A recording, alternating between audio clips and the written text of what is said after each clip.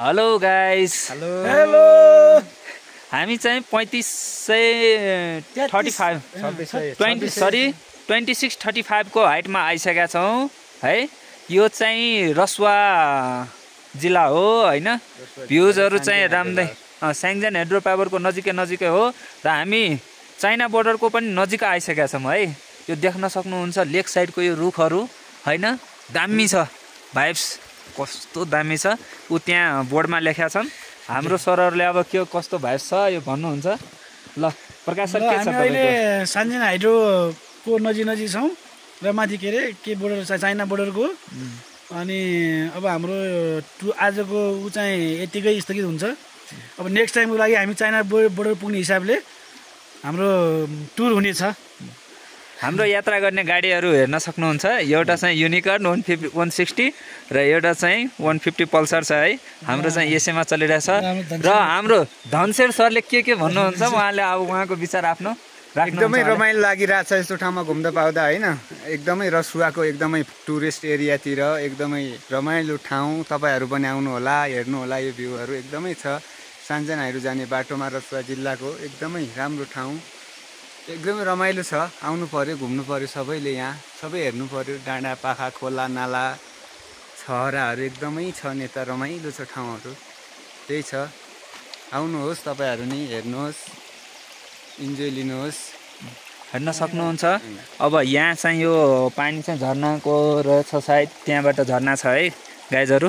तर रमाइलो छ, यस्तो रमाइलो ठाउँ छ, ब्युटिफुल। एन्ड यतिको गर्मीमा भए पनि हामी धेरै हाइटमा त छैनौँ, तर यतिको शीतल छ है सर। हो, एकदम शीतल छ। मौसम पनि आनन्दमय छ। पानी नि परेको छैन, पानी पनि परेको छैन। अब मौसम ठिकै छ अहिलेलाई। झर्नाको साउन्ड आइरह्यो होला, तपाईहरुलाई नि सुनिराख्नु भयो होला हैन। मस्त छ ठाउँ, जे होस् रमाइलो छ।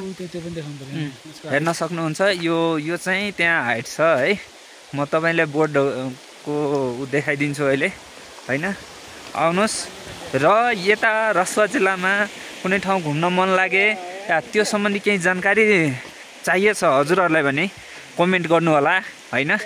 हामीले चाहिँ तपाईहरुलाई सकेसम्म सहयोग गर्नेछौँ हैन। ट्रेकिङ आउन मन लागे ट्रेकिङ नै आउन सक्नुहुन्छ। यता चाहिँ गोसाइँकुण्ड हिमाल, नक्थली भयो, अनि लाङटाङ नेसनल पार्क, हिमाल सबै छ। हेर्न सक्नुहुन्छ। 2635 इलिप्सुअल हाइट 2635। यो यहाँ चाहिँ अब चाइना नजिकै हामी बोर्डरको एकदमै नजिकै आइसकेका छौँ है। लेक साइडको रुखहरू छ, हेर्न सक्नुहुन्छ। यस्तो भाइब्स छ, खतरा छ।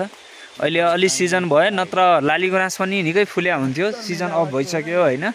हामी अलि ढिलो गऱ्यौँ। तर तपाईहरुलाई अर्को भिडियोमा हामीले चाहिँ अब यहाँको चौडी गाईहरू र माथि नै चाइना बोर्डरमै गएर तपाईले चाहिँ एउटा भिडियो बनाएर हालौँला र त्यो सम्बन्धी जानकारी दिउँला है। अहिलेको लागि यति नै। सर, अब भिडियो टुङ्ग्याउन लाग्यो, अझै केही भन्नु छ भने भनिदिनुस्।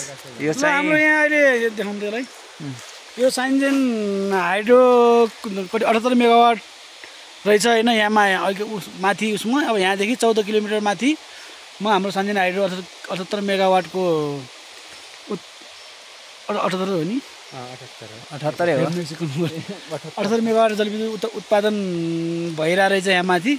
अब त्यहाँसम्म त पुग्न सकिएन। अब आजलाई यति नै म स्थगित गर्न चाहन्छु।